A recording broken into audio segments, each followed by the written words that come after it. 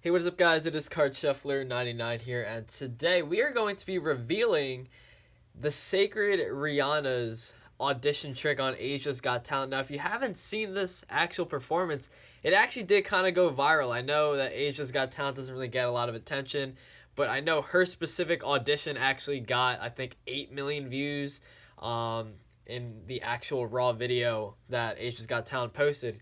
So that's really, really good considering this trick was posted around Halloween time, and she actually did this sort of, scary, creepy, sort of act, and she does the magic trick, basically. So that's what we're going to be revealing today. I don't think anybody's actually revealed this. Once again, this is not 100% that these methods are correct, but we're going to be talking to you guys about the most plausible methods here. So if you haven't seen the actual performance, we'll put a link down below, and you'll see a pop-up to that right now. So you can definitely go check that video out if you haven't seen the actual performance yet. It's kind of creepy, but most of the tricks that she's actually performing here are not very difficult to do. You can see that her card handling isn't very, very good, so it's not very difficult to actually pull off. So what we're going to be talking about first is the card trick she did. So she did 3 basic stages of her trick. So she had a key, she had a camera, and then she also had a deck of cards. So let's talk about how the deck of cards part of the trick is going to work. So the general idea behind this trick and the general trick that she actually performs is known as the haunted deck. So this is going to involve loops. If you don't know what loops are, it's basically this sort of invisible thread. It's not actually invisible, but it's very hard to see. It's very thin.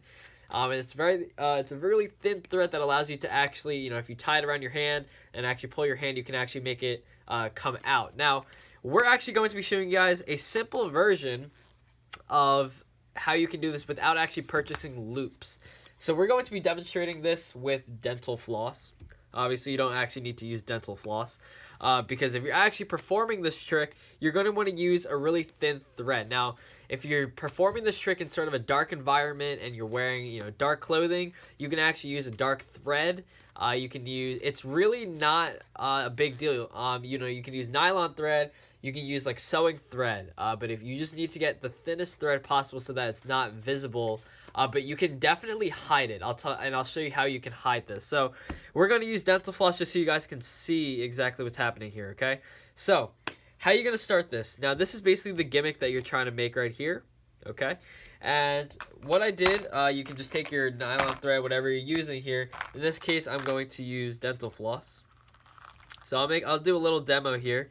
Obviously, you're going to want more thread than that. So you want a decent amount of thread for this. And once again, this is not the actual method she used because the actual method involves loops. This is a substitute for loops, okay?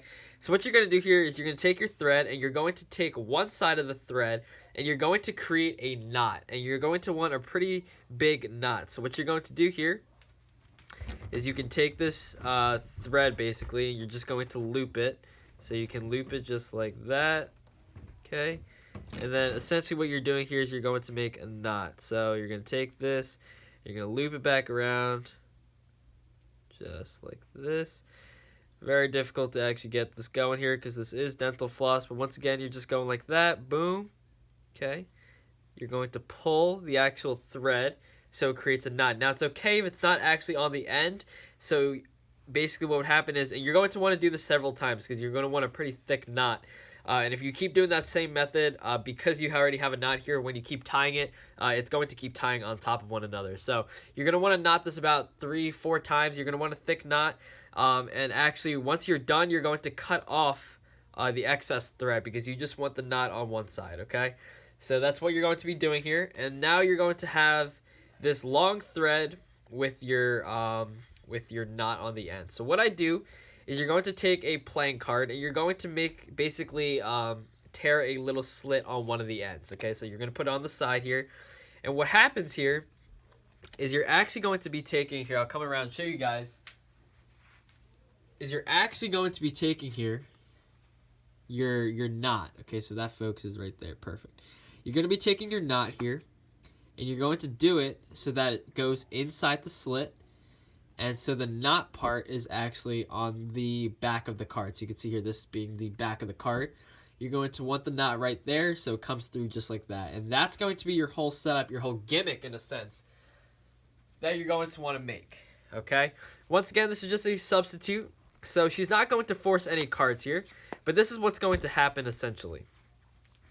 What you're going to do here is you're going to take the thread, and you're going to want to put sort of just something. You're going to tie this other end to something. You can use, and it's going to want to be heavy. So what you can do is you can use sort of a rubber band if you want to tie a rubber band around this end, because it needs to stay on you somehow. So whether this is going to be, in a pocket or something, but just to avoid this actual end of the string coming out of your pocket or out of your pants or wherever you put it, you're going to need to put something heavy on it. So you could put like on a marker and stick the marker inside your pants and have this tied around the marker, so the marker's got some mass to it, so it's not going to just fly out of your pocket.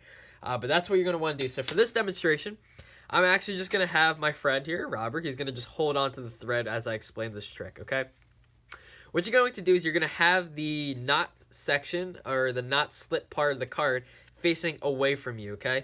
And this is going to go onto the bottom of the deck, just like that. And what you're going to do here with the thread is you're going to put it in between your index finger and your middle finger, just like that. Okay, so that's basically your setup here. Now what you're going to do is you can have them select a card. It doesn't matter where they select a card. You can dribble the cards. Once again, this should be rather invisible. Now, if you really wanted to, you could have it tied around your shoulder, and you could actually have this thread going through your jacket. Because the thread will actually be under your hand the entire time. So if you have your jacket or a long sleeve right here, they won't actually see the thread, which is kind of cool. Okay, so once again, you're going to just be in this little situation here. Once again, you're here, slits on this side. Have them select a card. So let's say they select this card right here. In this case, we have the 5 of hearts. So let's go with the 5 of hearts here. What you're going to do is you're going to take the card, and you're going to push it on the outside of the deck. So basically, this is coming in from the outside, pushing against the thread here. So once again, the thread's right there. I'm going to be pushing it against the thread. Now all you have to do is cut the deck. So you're just going to cut the deck. And as you cut the deck, you're actually going to be putting this around the other end. Okay, so once again, it's still here. So we're in this position. It's still between my fingers. Now all you're going to do here is you're going to lay that in your hand. Now this doesn't work all the time. So here, let's get that going there. Okay. And what you're going to do here is you're going to place it sort of flat in your hand, and all you're going to do is push your hand away, just like that, and you can see the deck starts to separate. Okay. And basically it is going to be separating near the card, and all you have to do is keep pulling, and the deck will actually retreat back, just like that. So you can see the deck retreats back, and it's going to leave one card out, and that'll of course be the selection that they had.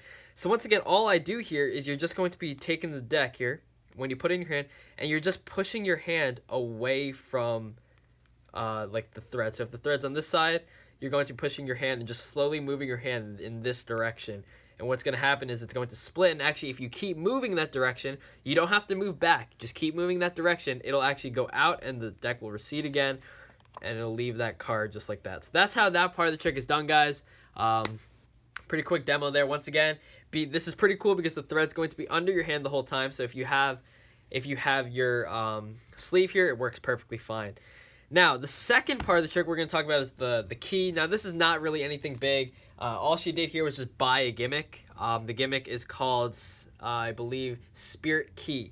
So you can go online, you can type in Spirit Key and look that up. It's basically just a self-rolling key gimmick, and it's the exact same key that she used. You can look for yourself. So that's all that she uses there. And the last part's the camera. So she has a Polaroid camera. And really all that happens is she takes a picture, and next thing you know, she appears in the picture. So if you don't know what this is, I actually did take like a computer class, like a Photoshop sort of class.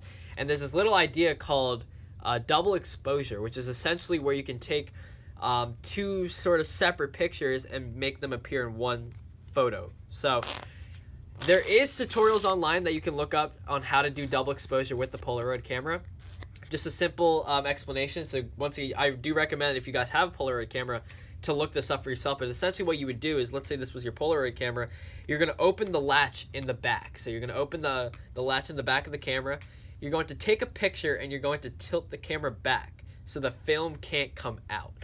And when the film cam come out, it's going to make some noises and stuff like that, but all you're going to do is, when it stops, all the noises stop, you're going to close the latch, take your second picture, and at that point, the film is going to come out, and you'll have basically two pictures on top of one another. Now, obviously, she had to strategically place this because she can't just have, one on top of the other, so she needed to know that her original picture, which was her, is going to be further off to the right, so the second picture she's going to have to take with the lady to the left.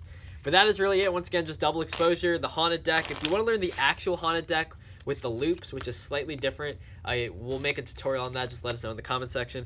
But anyway, guys, that is our tutorial on the sacred Riana audition on the Asia's Got Talent. That's it for us today, guys. It's Card Shuffler 99. Peace out.